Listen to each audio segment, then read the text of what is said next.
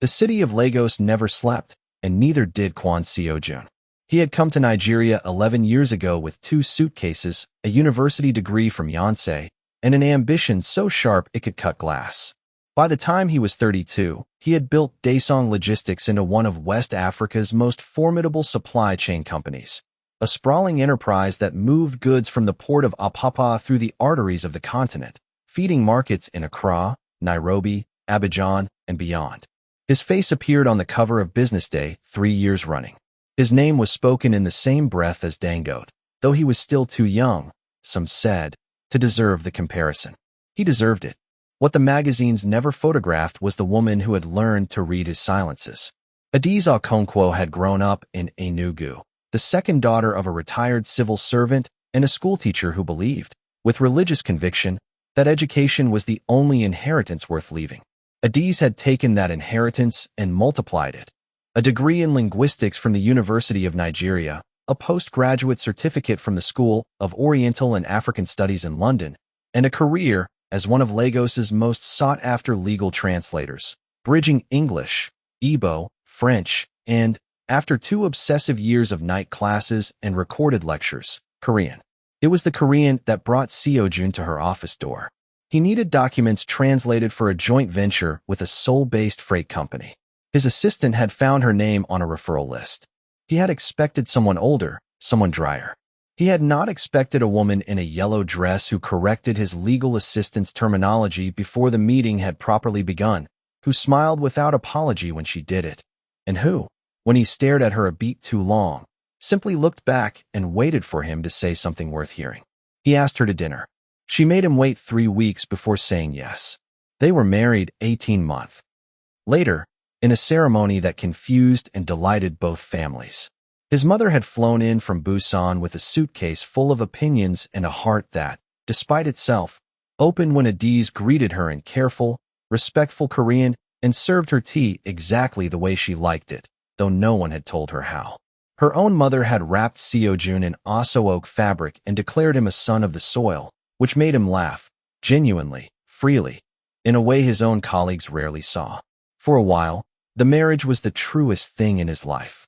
The first year was full of noise, good noise. Adiz kept her translation work, building her client list. Seo-jun expanded into East Africa. They ate dinner together most nights, even if late, even if tired. They argued about small things, whose turn it was to call the maintenance man, whether the sitting room needed repainting, how much pepper was too much pepper in jollof rice. They made up quickly.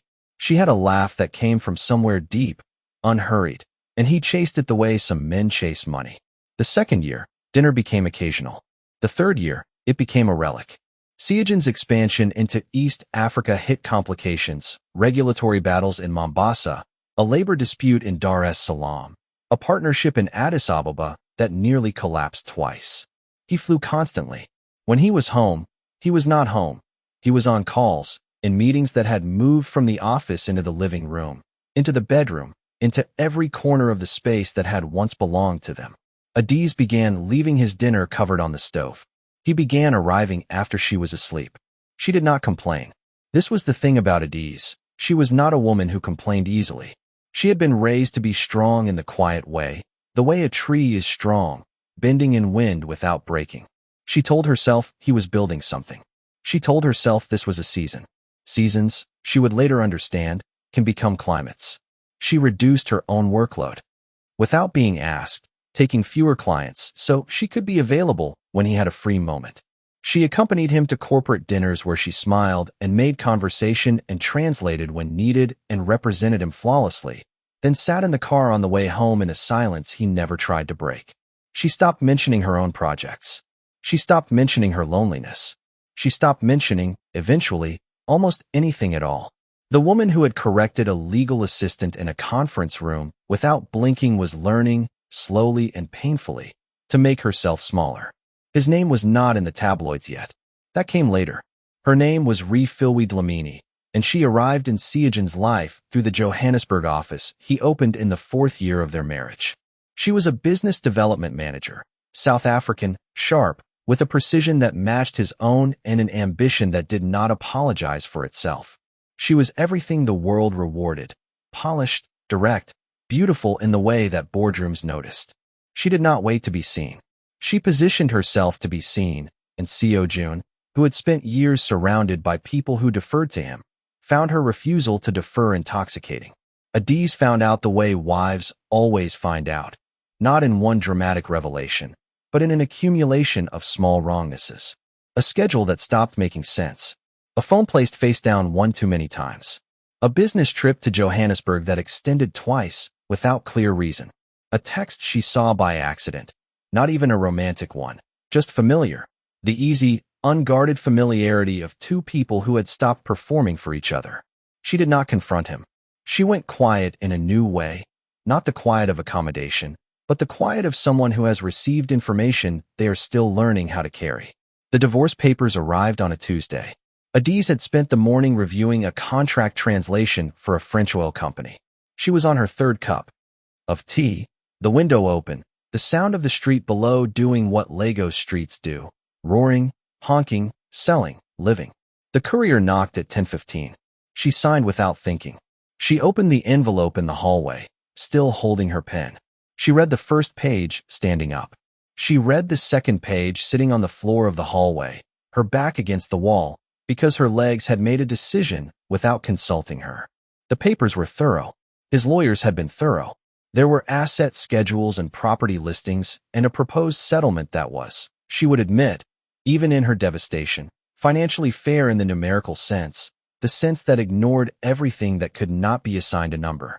She sat on that floor for a long time. What she felt was not rage. That surprised her. It was something older and heavier. It was grief for the version of herself she had been when she walked into that conference room in a yellow dress and corrected someone's legal terminology without apology. She grieved that woman with a thoroughness that startled her. She had not realized, until this moment on this floor, how thoroughly she had allowed that woman to be eroded. She did not call anyone. Not her sister in Enugu, not her closest friend Kayamika, not her mother, not a lawyer. She placed the papers on the kitchen counter with the careful deliberateness of someone handling something radioactive, finished her tea, closed her laptop, and began to plan. 2 weeks after the papers arrived, Seo Jun appeared at a charity gala in Victoria Island with Ri Filwi at his side. They were photographed. Of course they were photographed. This was Lagos, where wealth and spectacle were never far apart, and Seo Jun was a man whose movements attracted attention. The photograph appeared in a lifestyle column the following morning. Ri Filwi in a deep green gown, her hand light on his arm, both of them arranged in the easy posture of two people who have decided to stop hiding. Adiz saw the photograph on her phone at 6 in the morning. She put the phone down. She made her bed with hospital corners. She showered. She dressed. She went out and hailed a cab and asked the driver to take her to the ocean. She sat on the rocks at Lighthouse Beach for 2 hours and watched the Atlantic move. It was there, in the salt air, with Lagos behind her and the open water ahead, that she became aware of something that changed everything. She was pregnant. She had not known until that morning, had not allowed herself to know, perhaps having attributed the signs to stress, to grief, to the body's various rebellions during emotional rupture. But sitting there on the rocks with the sea in front of her, she knew with the cellular certainty that bypasses logic and goes straight to bone. She was carrying Seojun's child. She did not tell him. This was the decision that would define the next 8 months of her life, and she made it not in anger, or not only in anger, but in the exhausted clarity of a woman who had spent 4 years making herself available to a man who had stopped showing up, and who understood, with sudden and complete lucidity, that she was done negotiating her existence around his choices. She told no one in Lagos. She called her sister Obiageli in Enugu and said only that she needed to come home for a while, that she needed to breathe, that she was tired. Obiageli, who had always been able to read Adiz with the accuracy of someone who had shared a bedroom with her for 18 years, did not press. She simply said, "Come."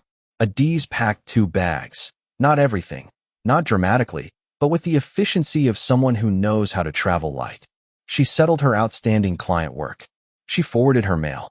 She left the Lagos apartment. His apartment, she corrected herself, it had always been his apartment, with the keys on the counter beside the divorce papers, which she had not yet signed, and which his lawyers had begun to follow up on with increasing urgency. She got in a car and drove out of Lagos as the sun was setting, the city enormous and indifferent in the rearview mirror, the road ahead opening into the dark. Obiageli's house was in a quiet part of Enugu, near the university, shaded by old trees that dropped their leaves in the dry season and came back every year regardless. It was a modest house. Her husband Chukwemeka was a secondary school vice principal, their lives built on salaries rather than deals, but it was full of the particular warmth of a home where people genuinely liked each other. Adiz arrived thin and careful, the way a person arrives when they have been holding themselves together through an act of sustained will. Obiageli took one look at her at the door, said nothing, and pulled her inside. It took 3 days before Adiz told her about the pregnancy. Obiageli sat very still when she heard it, then asked one question. Does he know? No, Adiz said, and I needed to stay that way. Obiageli was not a woman who withheld her opinions, but she was a woman who understood timing. She asked no more questions that night. She made soup. Adiz built a quiet life in Enugu with the methodical care of someone reconstructing themselves from first principles. She took on remote translation work, international clients who needed documents handled across time zones, who didn't know or care that she was answering their emails from a bedroom in a house near a university in the southeastern Nigerian hills. She read. She walked in the mornings, slowly as the pregnancy progressed, the road outside the compound becoming familiar in its every crack and tree root. She let Obiageli's children climb on her. She slept without a phone.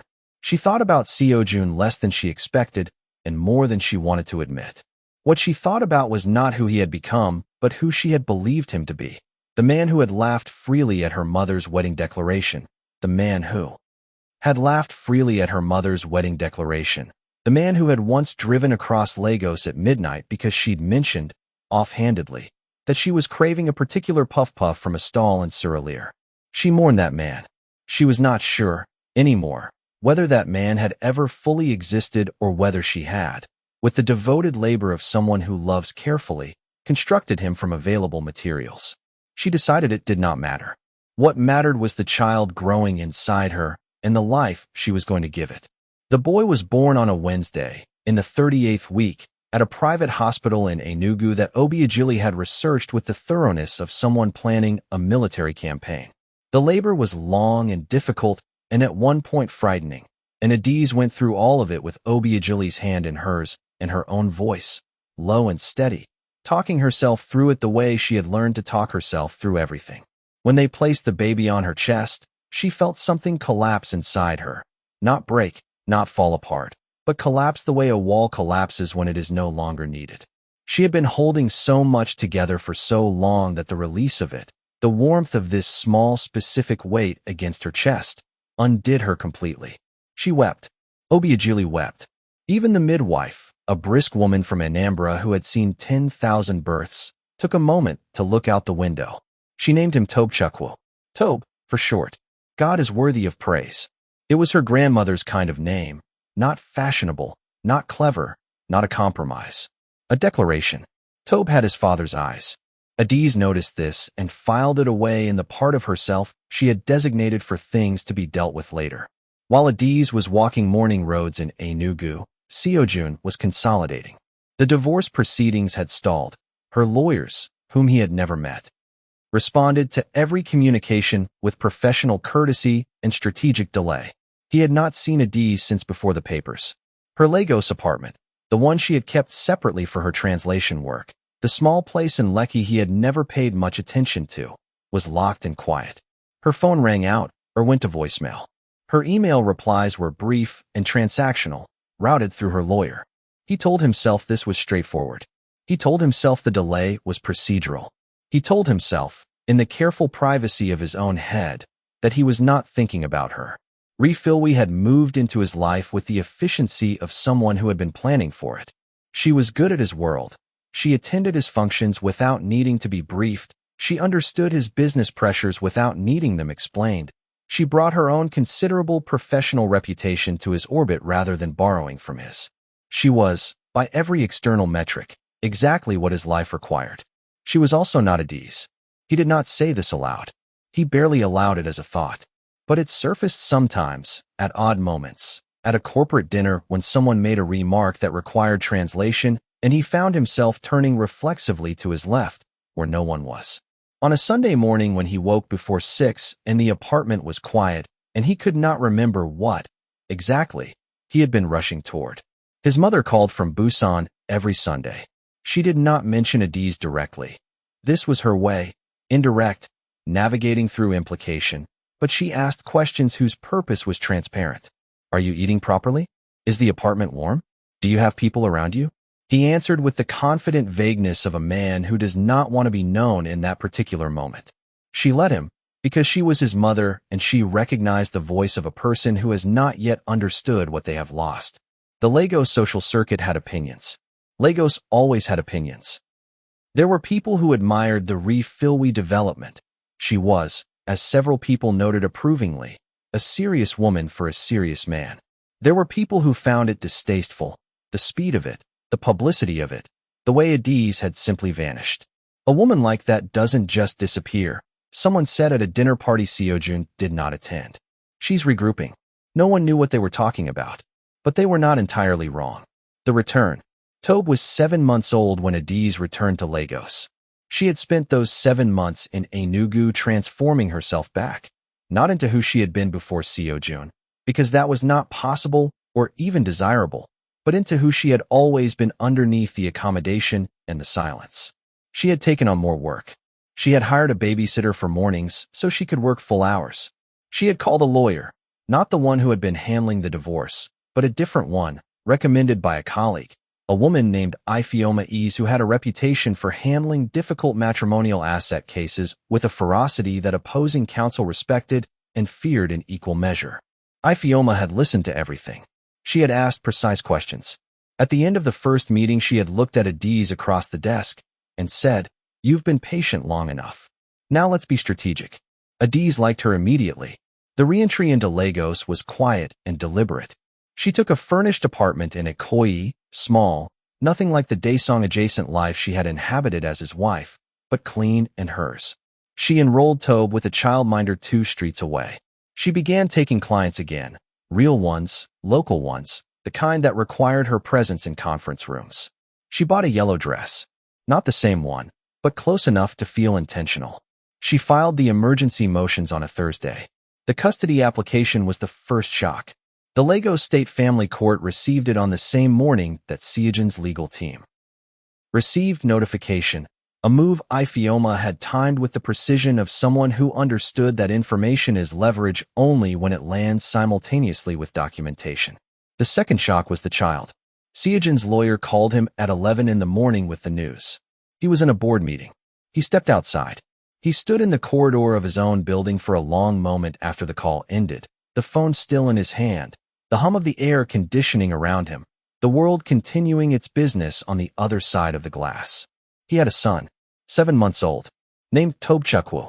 The family court in Lagos was a building that had seen every variety of human wreckage and continued to function, gray-walled, fluorescent lit, staffed by clerks who had learned to process grief as paperwork.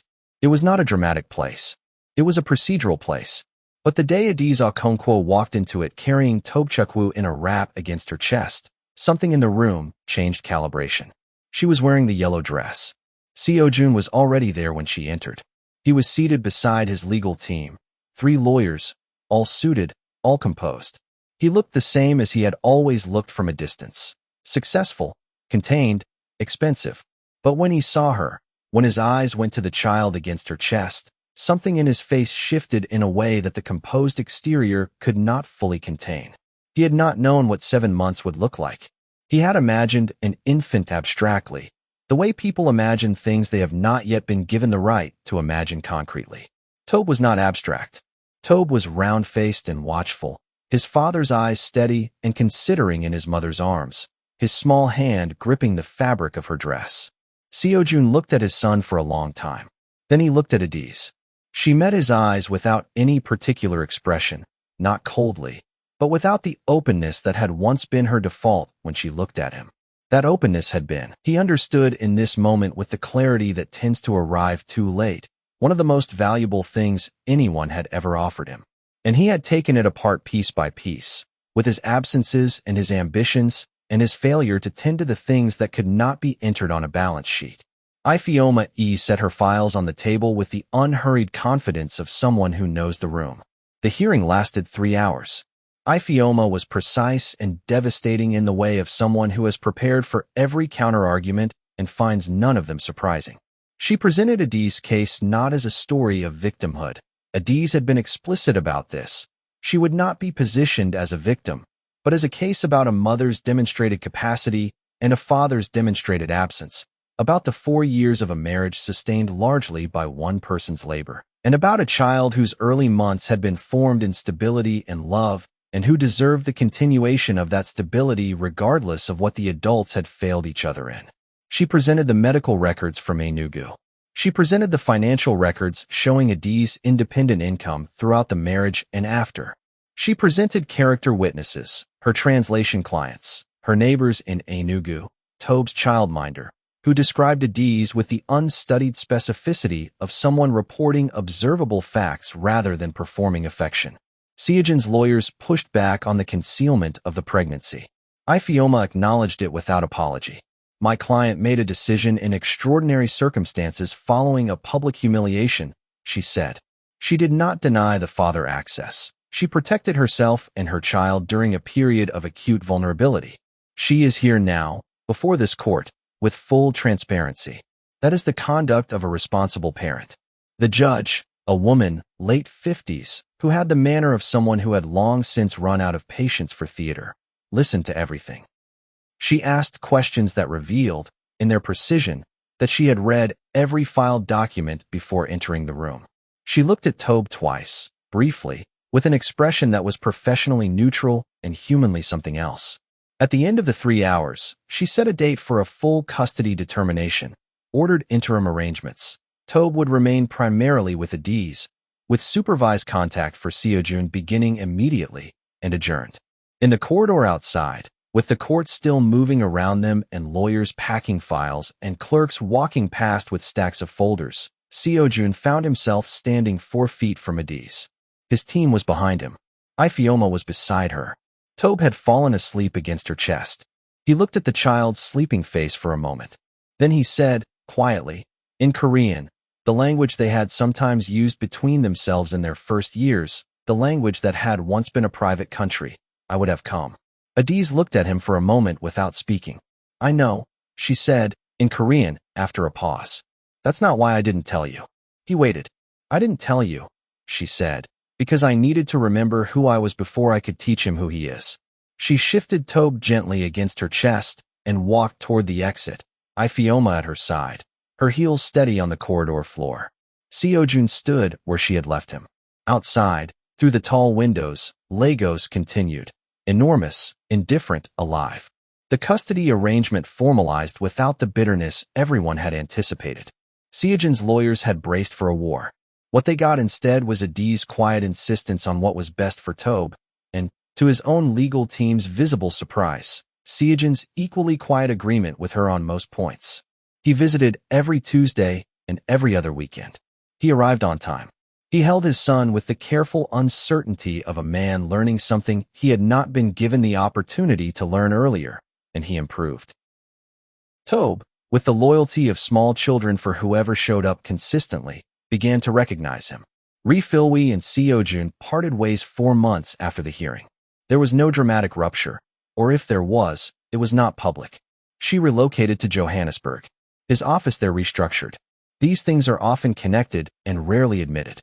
Adi's reopened her translation business in Lagos properly, a small office in Ikoyi, a junior associate, a growing client list that included 2 international law firms, and an NGO whose executive director said she was the best professional he had worked with in 15 years on the continent.